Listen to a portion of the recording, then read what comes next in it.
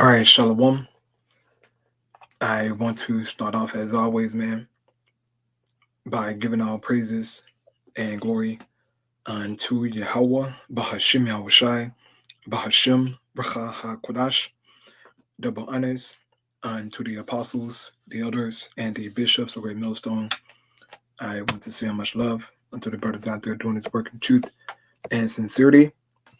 And I also want to say peace and blessings unto the believers of the hopeful elect. And in this lesson, I wanted to do the part 2 to the book of Revelation, chapter 17. And I'm going to read down from verse 8 all the way to the last verse, which is verse 18. Okay. And I'll break it down here through the Spirit, man. And Lord willing, you brothers and sisters out there are edified and comforted by this lesson. So starting here in Revelation chapter 17 and the 8th verse, all right. And this is when the angel is breaking down the vision unto the Apostle John, okay? The vision that the Most High showed him. So this is Revelation chapter 17, verse 8. It says, "The beast that thou sawest was and is not, and shall ascend out of the bottomless pit and go into perdition." Now, who is this beast talking about? It's talking about America, okay? She is the beast that's going to go into perdition, right? It says it was and is not. At the time, she was not, right? But John saw her in the vision, okay? But she wasn't, manifested yet, right? But it says she's going to go into perdition, right? And ascend out of the bottomless pit. Now, I wanted to address the bottomless pit part, right? What is this talking about?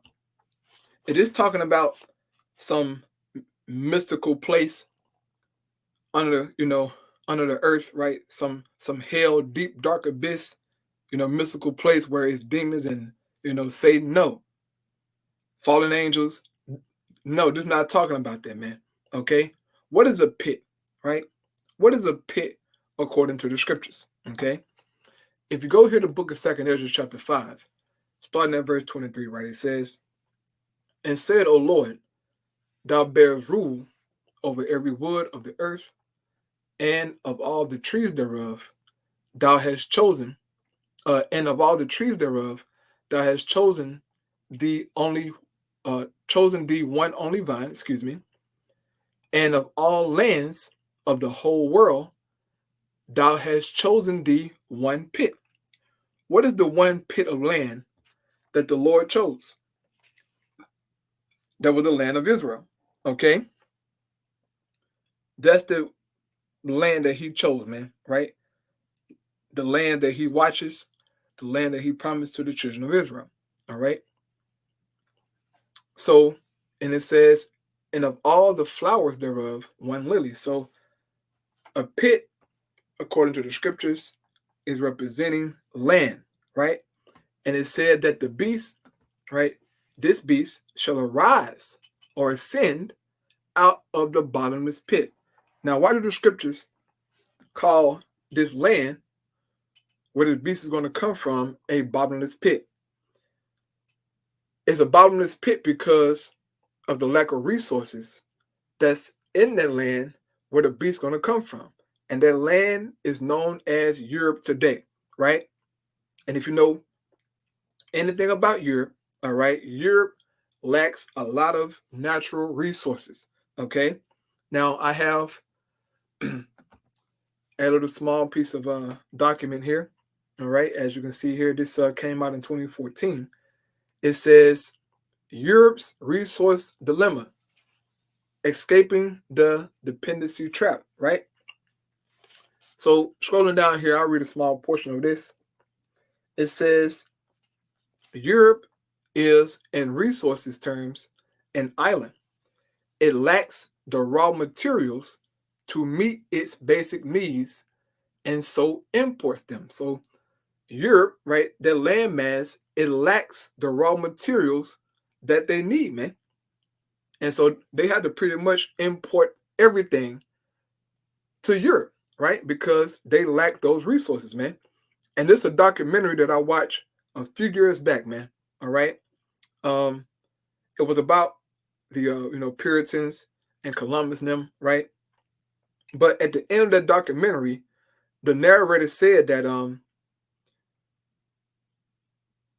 the land of Europe, right, pretty much has been pillaged and pretty much used up of its resources, right, by the Europeans. And he said they came to the Americas and um, did pretty much the same thing, right? Came to this side of the world and they destroyed it, just as Esau destroyed Europe, right? And I was surprised that he said that, but hey, it's the truth. Wherever Esau goes, he destroys, man, right? So back in this article, it says, like island nations, but on an immensely larger scale, Europe relies on a global matrix of supply chains.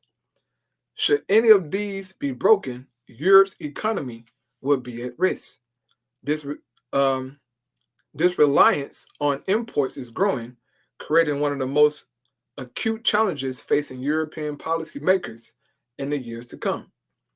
It says this is especially true of energy, with the Paris-based International Energy Agency warning that the European members of the OECD rely on imports of 7% of their oil, almost half of natural gas, right, which they get from Russia, okay? And Babylon trying to stop that. It says in 44% of coal, as these fossil fuels represent about 3/4 of Europe's total energy supply, with hydropower or renewables and nuclear providing the rest, dependency on import energy is a growing headache. And that storm is coming in here to Houston, man. I can hear the rain, bro. I can hear it. It's coming down hard. Yeah, it's coming down hard, man. And the last thing Houston needs is a hurricane, bro. Oh my goodness, bro. That is the last thing they need out here, man. It's already bad. My job already texted me and said that we ain't got to go in tomorrow. Just pretty much be on standby. But they're saying that their storm's supposed to really hit around 3 a.m. I believe 3 a.m., 6 a.m., something like that. It's gonna hit hard. That's the last thing we need here. But I pray that brothers and sisters are safe here, man. But reading on, it says the IEA sees Europe's oil imports jumping to 78% by 2035, on imported gas 64%, and on coal to 51%. Although the renewable energy sources are increasing, the share of imported fossil fuels will keep on growing, right? And this because Europe is a bottomless pit, right? It lacks the natural resources that is needed. And this is why the scripture call it that, okay? So it said that this beast, right, it shall go into perdition, okay? It says, and they that dwell upon the earth shall wonder, right? Meaning what they're going to wonder after this beast, whose names were not written in the book of life from the foundation of the world, when they behold the beast that was and is not and yet is. It says, and here's the mind which had wisdom. The 7 heads are 7 mountains on which the woman sitteth, right? So the 7 heads represent 7 mountains, right? The mountains represent governments, okay? Or kingdoms, right? The 7 heads on which the woman was sitting, right? It says,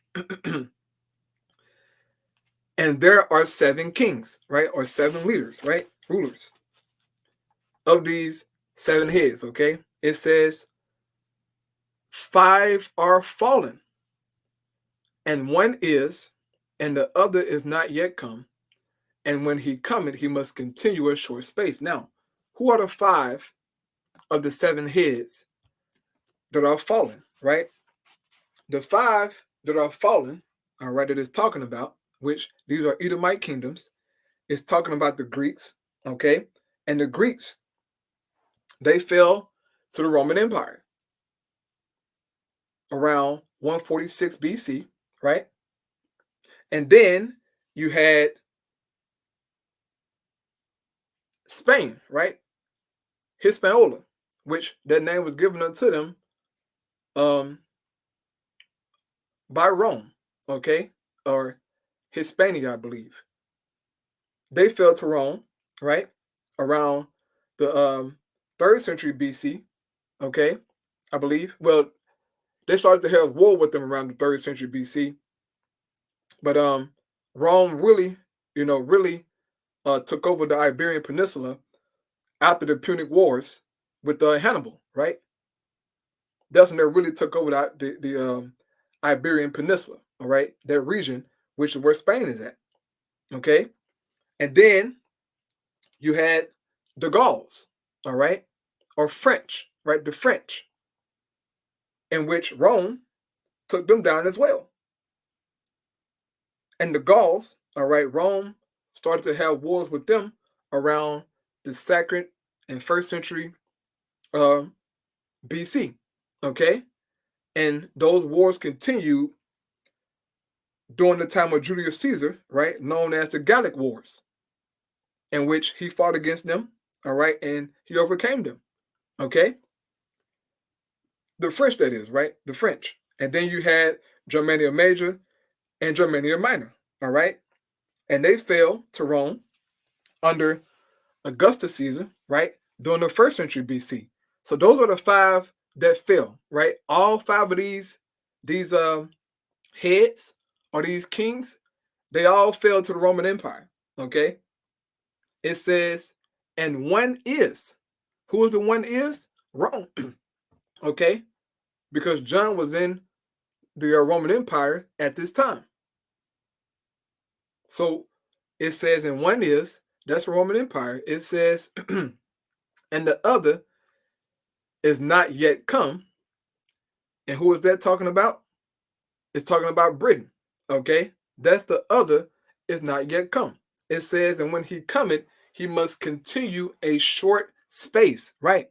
And the reason being is because Babylon the Great, all right, would come into power, man, okay?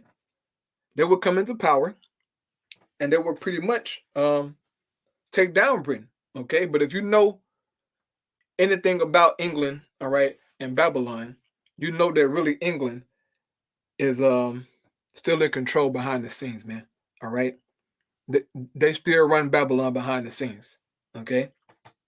But it says, and the beast that was and is not, even he is the 8th, and is of the 7, and goeth into perdition. So the beast that was and is not, he is the 8th. Who is that talking about? Babylon the Great. And it says he is of the 7. So the 8th came out of these 7, right? Those 7 heads. Which was who? You had Greeks, right? You had Spain, you had the Gauls, right? The French, Germania Major, Germania Minor, Rome, and then Britain. Okay, excuse me, I got to get some water. So Babylon came out of these 7, all right, and it says, and goeth into perdition, meaning what? This place is going to be destroyed, man. All right, now I want to go here to Daniel's, okay, to just show and prove that some more here. This is Daniel chapter 7. I don't know what the hell going on. Daniel chapter 7, verse 7, it says, after this I saw in the night visions, and behold, a 4th beast, dreadful and terrible, and strong exceedingly, and it had great iron teeth. And it devoured and brake it in pieces, and stamped the residue with the feet of it, and it was diverse from all the beasts that were before it, and it had 10 horns. Who is this 4th beast talking about here? It's talking about the Roman Empire, okay? That's what it's talking about, man. And what made Rome diverse from all the other beasts before it? They didn't have a monarchy, okay? They had a democracy, right? That was made them diverse from all the other beasts, okay? It says, and it had 10 horns, right? You go here to Revelation chapter 12, and the 3rd verse it says, and there appeared another wonder in heaven, and behold, a great red dragon, right? This dragon is red because it's representing Esau, okay? It says, having 7 heads and 10 horns, and 7 crowns upon his head, right? So this is the same beast, okay, that's spoken about in the book of Daniel, all right? It's the same beast, man. So going here back to Daniel, right? Oh yeah, Daniel 7, right? It says it had 10 horns. It says, I considered the horns, and behold, there came up among them another little horn. Who is this little horn talking about? That came up from amongst these 10 horns. It's talking about America. Okay? She came up from amongst the 10 horns, man. Right? It's talking about America. She came out of Britain. Okay? It says, before whom there were 3 of the first horns plucked up by the roots. Who are the 3 that was plucked up by this little horn here? The 3 that was plucked up is talking about the French, Britain, and Spain, right? You had the French-American War. Then you had the British-American War, right? The American Revolution, right? Which they just celebrated that on the 4th of July here, right? And then you had the Spanish-American War. And these 3 horns, right, they pretty much had control here in America until America displaced them, right? So those are the 3 horns that was plucked up by their roots, by the little horn, man. It says, before whom there were 3 of the first horns plucked up by the roots, and behold, in this horn were eyes like the eyes of man, right, which representing wisdom. It says, and a mouth speaking great things. So Babylon, right, the great, is speaking great things against the Heavenly Father, man. Okay, which leads back to Revelation chapter 17 about the woman, right? In the 3rd verse here it says, so he carried me away in the spirit into the wilderness, and I saw a woman sit upon a scarlet-colored beast, full of names of blasphemy, having 7 heads and 10 horns. So you see, all this is connected, okay? But full of name of blasphemy, man. This devil blaspheming the Lord, bro. A mouth speaking great words, man. Saying the Most High don't exist. Then calling the Most High a cracker, you know, his son a cracker. The angels, they crackers. You know, the children of Israel, they crackers. I mean, this devil has really done the most, man. He has done the most. And he has the whole world confused of Christianity, man. I mean, they're completely confused, right? That's the biggest cult known to mankind. So she's blaspheming the Lord, all right? Now, going here back to Daniel, right? Reading on, it says, verse 9, I beheld till the thrones were cast down, and the Ancient of Days did sit. Who the Ancient of Days talking about? The Most High. It says, whose garment was white as snow, and the hair of his head like the pure wool. So Daniel saw the Lord in a vision, man, right? With an afro, right? Like a Negro, okay? Which tell us that the Most High God, if he manifests himself, he will appear as a so-called Negro, man. This is how Daniel saw him.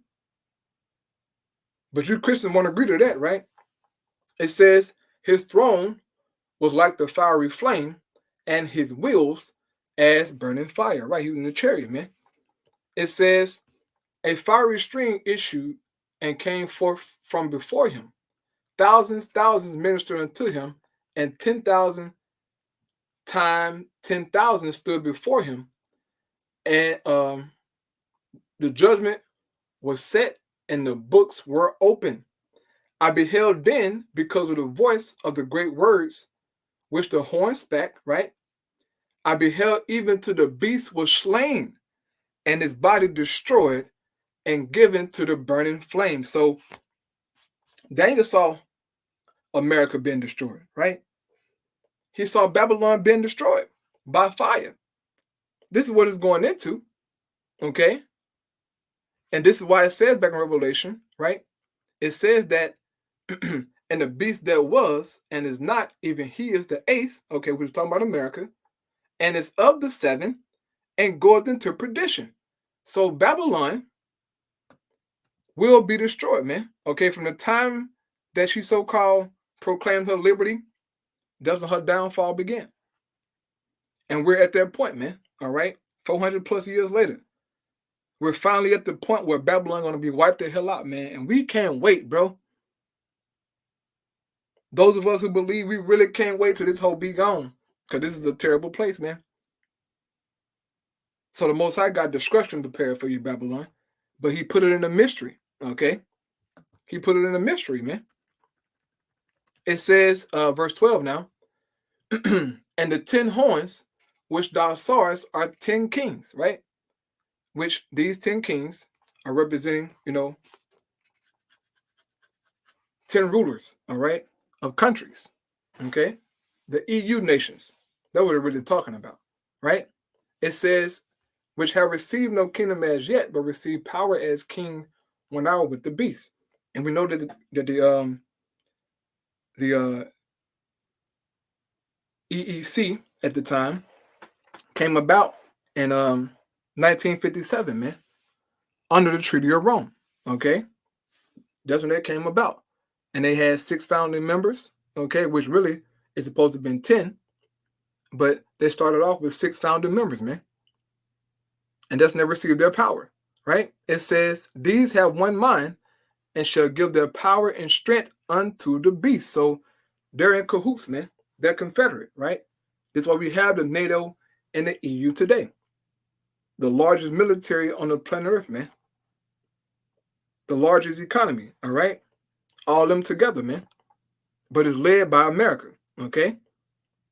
So it says, these shall make war with the Lamb, and the Lamb shall overcome them. For he is Lord of lords and King of kings, and they that are with him are called and chosen and faithful. So these devils, they're going to fight Yahushua, man. At least try to, right? The Lord going to have to make them fight. If you read 2 Ezra chapter 13, right? Revelation 19 goes into that, right? How they're going to try to fight Yahushua, man. But it won't be a fight, okay? It's going to be a complete slaughter, man. So we know that Esau is in power. We know who the 10 horns are, right? We know who the devil is, man. This link up with if you go to, what is it, Isaiah 63, right? They go perfectly with Isaiah 63. It says, verse 1, who is this that cometh from Edom with dyed garments from Basra? This that is glorious in his apparel, traveling in the greatness of his strength. I that speak in righteousness, mighty to save. All right, who they're talking about? Yahushua, man. Isaiah saw Yahushua destroying Esau behind, man. He saw him destroying Babylon, okay? But really taking Esau behind out, man. So they're going to make war with the Lamb, and they're going to lose, right? It says, wherefore art thou red in thine apparel, and thy garments like him that treadeth the wine fat. It says, I have trodden the winepress alone, and of the people there was none with me, for I would tread them in mine anger, and trample them in my fury. And their blood shall be sprinkled upon my garments. I will stain all my raiment. For the day of vengeance is in mine heart, and the year of my redeem is come. So the Lord going to get you back, Esau, for everything that you have done unto the children of Israel. You will be paid back, man. And this is why we're confident and we're happy, man. Because your time to come, all right, to be judged is at hand. Let me see. Okay, there we go. I thought I was going to show up. Isaiah 34, verse 8, it says, for it is the day of the Lord's revenge, the year when Edom will be paid back for all it did to Israel. Plain and simple, man. Everything that you have done, Esau, you got to pay for it. Okay? And the Lord going to get you back, man. He's going to get you back. All right? This is what Revelation 17 is going into. Okay? It says, verse 15, and he said unto me, the waters which thou sawest, where the horse sitteth, are peoples and multitudes and nations and tongues. And the 10 horns which thou sawest upon the beast, these shall hate the whore, and shall make her desolate and naked, and shall eat her flesh and burn her with fire. So something is going to take place, man. Something is going to happen to where Babylon the Great going to do something stupid to make the beast turn on her, man. Right? NATO and the EU. They're going to turn on Babylon and shoot her with fire, man. With missiles, okay? They're going to bombard this place, man. Her own allies, okay? Because of the pride of this devil, man. He's a very proud demon, right? And it speaks about here in Daniel chapter 7, man, how his looks are more stout than his fellow, man. How pretty much this devil, he's proud, man. Even against his own allies, okay? He's proud against his own allies, man. Daniel 7 verse 20, it says, and of the 10 horns that were on his head, and of the other which came up, and before whom 3 fell, even of that horn that had eyes, and a mouth that speak very great things, whose look was more stout than his fellows. That's Babylon the Great, man. These devils are proud, okay? Even against their own allies, man. They're proud, they're boastful, right? Talk down on them. All kinds of things, man. So something's going to happen, all right, between the beast and the whore, right? The 10 horns. Something's going to happen to where they're going to burn this place with fire, man. Verse 17 says, for Yahweh had put it in their hearts to fulfill his will and to agree and give their kingdom unto the beast, unto the words of Yahweh should be fulfilled. So this is the Most High God's will, man. The Most High wants Babylon to be destroyed, man. But she has the time to be destroyed, right? And we're approaching that time. Okay, we're approaching that time, man. It's already written, bro. You can't change it. Okay? And this is what you Edomite Christians don't understand. You don't understand that Babylon is slated to be destroyed. But yet you're trying your best to save America, right? Trying to vote and set up different programs and do this and do that. Ain't none of it gonna work, man. None of it's going to work, bro. That America that you once knew is never coming back, as you can see, right? Because you're crying and complaining all the time. All you crackers do is get up in the morning and start complaining, okay? And look, I love to see it. All you do is cry, man, because your sweet America is gone bye-bye. The whore is used up. She's played out. And now it's time for the Heavenly Father to get her, right? Verse 18 says, and the woman which thou sawest is that great city, which reigneth over the kings of the earth. What is that great city talking about? If you go here to Revelation 14, right, and the 8th verse. Revelation chapter 14, verse 8, it says, and there followed another angel saying, Babylon is fallen, that great city, because she made all nations drink of the wine of the wrath of her fornication. So the woman in the vision that John was seeing was a representation of Babylon the Great, man. She's going to be burned with fire. The Most High going to destroy it, man. And it says that this woman, right, she reigned over the kings of the earth, meaning what? She's the top nation, man. If you're a reasonable person who got some sense, you know that America is the top nation on the planet Earth, man. That she has the influence, the dominance over all the nations, bro. This is why she has military bases everywhere. This is why her dollar is #1 in the earth, man. She has total influence over everything, okay? Her democracy, her Christianity is everywhere. So she reigned over the kings of the earth, man. So she's going to be destroyed very soon. Lord willing, those edifying, man. Also, you can go and watch the Apostle Rumlob breakdown on this chapter. Okay, Apostle Har. All the apostles, they got breakdowns of this. Our brothers got breakdown of this, man. But I just want to throw in my 2 cents on the breakdown, to fulfill, what I had started. But Lord willing, those edifying, man. All praise Yahweh by Shema Shai, by Shema Kadash. Shalom.